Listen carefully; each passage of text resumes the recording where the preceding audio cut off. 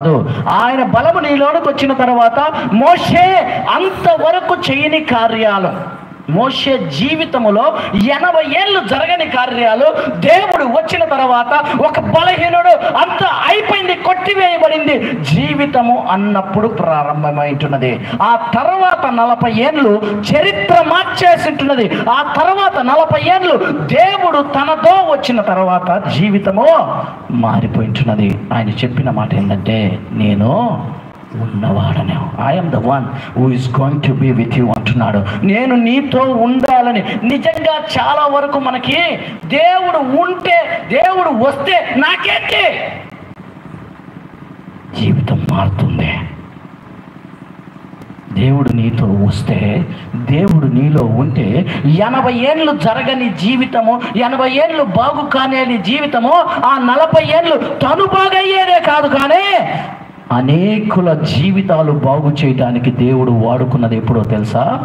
దేవుడు అతనితో వచ్చినప్పుడే. It's not a small thing.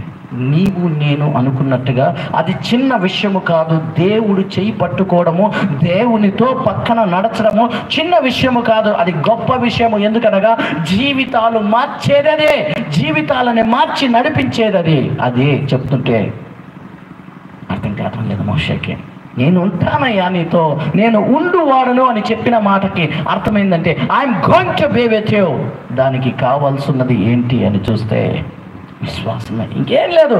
నీ బలహీనతలు, నీ యొక్క విద్యాభ్యాసము, నీ ఫెయిల్యూర్స్ అన్నీ పక్కన పెట్టు. ఈరోజు నీ చెయ్యిని పట్టుకొని నేను నడిపిస్తాను అని ఆయన వస్తున్నాడు. ఆయన నడిపించాలని ఇష్టపడుతుంటున్నప్పుడు మోషే చెప్పింది ఏందో తెలుసా? 4:12 చదువుతారా? వెళ్ళుము, నేను నీ నోటికి తోడయుండి నీవు ఏమి పలకవలసినది నీకు బోధించదనని అతనితో చెప్పెను. అందుకతడు, అయ్యో ప్రభువా, అయ్యో ప్రభువా, నీవు పంపదలించిన వానినే పంపుమనగా. ఏంటి, నువ్వు రాంగ్ అడ్రస్కి వచ్చినావు. మళ్ళీ చెప్తుంటున్నాడు ఏంటంటే, నీవు పంపాలనుకున్న వ్యక్తినే పంపించు, నేనైతే ఆ వ్యక్తిని కాదు. ఏది లేదు. దేవుడు అందుకే చెప్పింటున్నాడు, నీ నోటికి బూరగా, నీ నోటికి నోరుగా నీతో ఉండి నీ పక్కన ఉండి నడిపిస్తానంటే నా వలన కాదు. నీ వలన ఎప్పుడు అయించున్నది, నీ వలన కాదనేది ఆయనకి తెలుసు.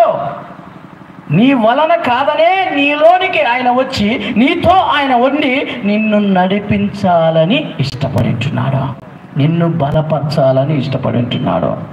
నీవు కనుక ఆయనకి చోటిస్తే, నీవు కనుక ఆయనకి చోటిచ్చి నడిపించగల. ఈ వాజ్ పవర్లెస్. ఆయన శక్తి లేనివాడు, బలహీనుడు. కానీ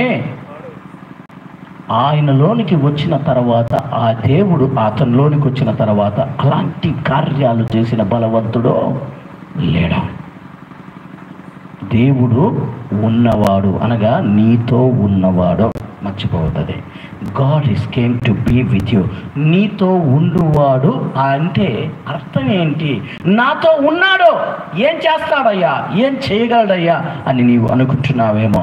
ఆగరు ఏడుస్తుంటున్నది. నేను త్వరగానే ముగిస్తాను, మీకు కొన్ని విషయాలు చెప్పే నేను ముగిస్తాను.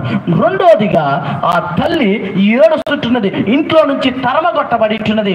ఏడుస్తూ బిడ్డకి నీళ్లు కూడా దొరకని సమయములో, ఏడుస్తున్న సమయములో అది చూసిన దేవుడు ఆ బిడ్డకి నీటినిచ్చి బ్రతికించుతున్నాడు. అప్పుడు చెప్తున్న ఒక మాట గుర్తు చేసుకుందామా? ఆదికాండము 16వ అధ్యాయము 7వ వచనం నుంచి చదువుకుందాం.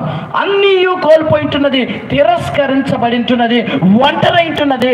అంతా కోల్పోయిన తర్వాత ఆ ఎవ్వరు చూడరని ఎడారిలో ఒకరు చూస్తుంటున్నారు ఆ తల్లినే. చదువుదామా? ఆదికాండం 13వ వచనం చదివేసేయమ్మా నేరుగా. అది చూచుచున్న దేవుడవు నీవే, అది చూచుచున్న దేవుడవు నీవే. తనతో మాట్లాడిన యెహోవాకు పెట్టెను ఏలయనగా, నన్ను చూచిన వాని ఎక్కడ చూచితిని కదా. ఏం చూసింటున్నాడు? ఆ తల్లి బాధని చూసింటున్నాడు, ఆ యొక్క జీవితాన్ని చూసింటున్నాడు. చూడడమే కాదు, చాలా మంది మన బాధలు చూస్తారు కానీ బాగు చేయరు, అంతే కదా? సహజంగా మన బాధలు అందరూ చూస్తారు. ఓ